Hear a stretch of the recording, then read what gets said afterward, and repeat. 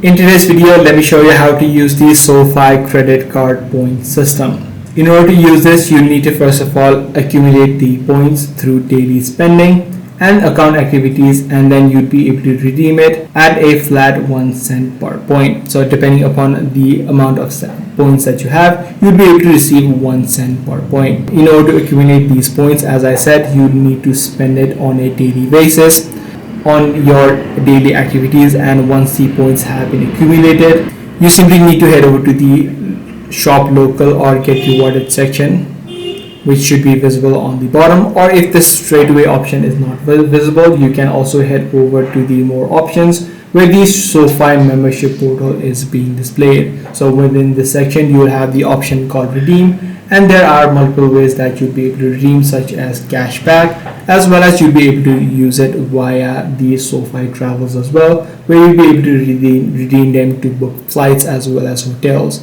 So that's pretty much all there is to it. If this video did help you out, be sure to let me know. I'm going to see you in the next video.